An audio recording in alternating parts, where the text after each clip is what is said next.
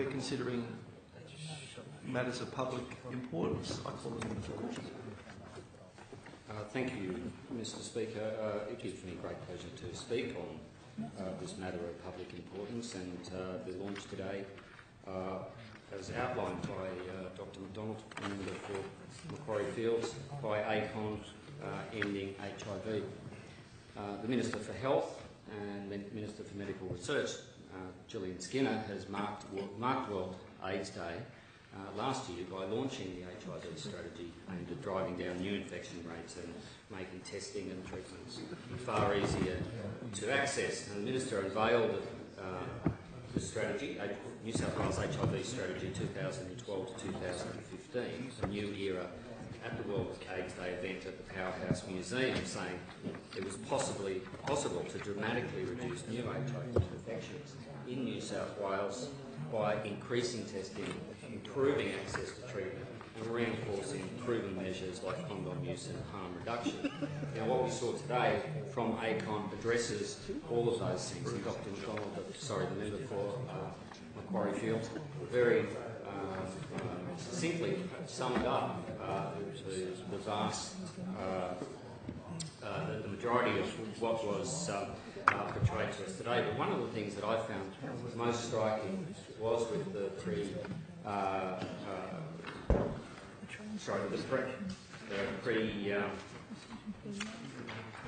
pre-exposure prophylaxis treatment was the startling statistics that we were shown in preventing either seroconversion for those that had been exposed to the HIV and then being put immediately onto the PrEP medications.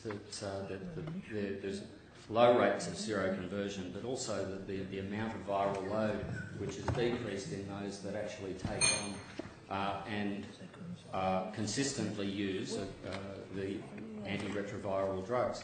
I mean, this is such a far cry from those early days when HIV first became, actually we didn't even have a name for it in those very early days.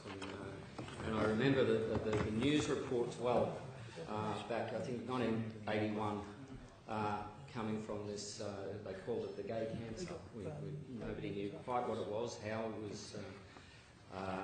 was spread.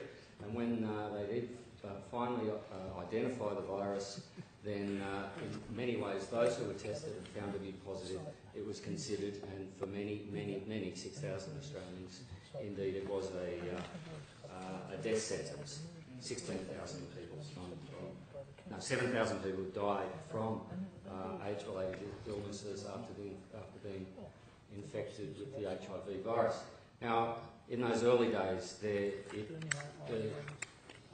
was virtually a death sentence, well, even though there's many people that have overcome and managed to live with HIV and keep the AIDS virus from developing. But one of the core strategies announced today is the importance of testing and those disturbing figures of which homosexual males out there who have never been tested. And I can tell you from my own experience that first test is the scariest, and it forever has been. It's perhaps a little less scary now because of the consequences aren't as dire as what it was many years ago. But we have to get that message out, and ACON, that testing, get tested for the very first time, but get retested and retested and retested to ensure your health, and that there are drugs available that have such an efficacy that we're seeing these as astounding results.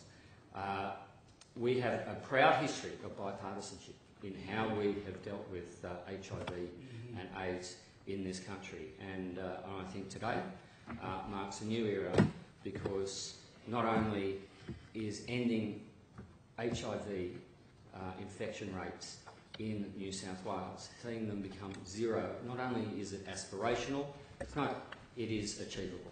We can do it, and as long as that bipartisanship exists, as it has for the last 30 odd years in all levels of government in this country, we can rid this country finally of this disease. So.